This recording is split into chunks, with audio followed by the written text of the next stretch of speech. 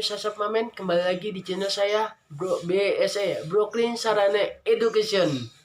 Di sini saya akan menerangkan tentang dasar-dasar pajak part 2. Oke, di sini saya akan menjelaskan tentang masuk ke materi ya teman-teman. Jangan lupa like, comment, and share ya teman-teman. Oke, menurut Mr. Adam Smith ada 4 asas pemungutan pajak. Ada yang tahu? Yang pertama, asas equality. Apa sih asas equality?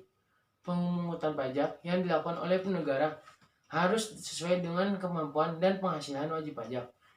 Negara tidak boleh bertindak diskriminatif terhadap wajib pajak.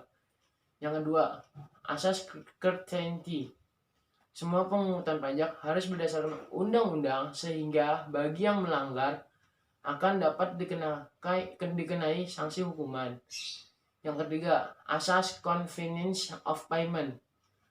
Pajak harus dipungut pada saat yang tepat bagi wajib pajak saat yang paling baik. Misalnya di saat wajib pajak baru menerima penghasilannya atau di saat wajib pajak menerima hadiah. Yang terakhir, asas efisiensi. Apa itu? Biaya pemungutan pajak diusahakan sehemat mungkin. Jangan sampai terjadi biaya pemungutan pajak lebih besar dari hasil pemungutan pajak. Selanjutnya ada sistem pajak. Ada yang tahu apa sistem pajak? Yaitu mekanisme yang mengatur bagaimana hak dan kewajiban perpajakan suatu wajib pajak bila dilaksanakan. Jadi ada berapa macam sih sistem pajak yang kalian ketahui? Ada 3 ya teman-teman. Yang pertama itu official assessment.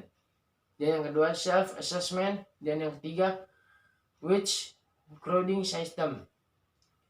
Kemudian ada yang namanya tarif pajak.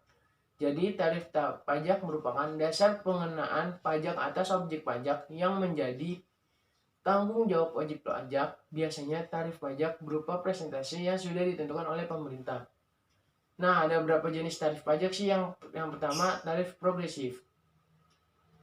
Tarif pajak progresif merupakan tarif pemungutan pajak yang mana presentasinya akan naik sebanding dengan dasar pengenaan pajaknya di Indonesia itu sendiri. Tarif pajak progresif ini ditetapkan untuk pajak penghasilan PPH, wajib pajak pribadi seperti tabel berikut di bawah ini. Penghasilan kena pajak sampai dengan 50 juta, tarif pajaknya 5%. Penghasilan kena pajak di atas 50 juta sampai dengan 250 juta, 15%. Di atas penghasilan 250 juta sampai dengan 500 juta, dikenakan biaya tarif pajaknya 25%. Dan penghasilan kena pajak di atas 500 juta, dikenakan biaya 30%. Oke, yang kedua, tarif degresif. Tarif degresif ini kembalikan dari progresif. Artinya, tarif pajak ini merupakan tarif pajak yang presentasinya akan lebih kecil dari jumlah yang dijadikan dasar pengenaan pajak tinggi.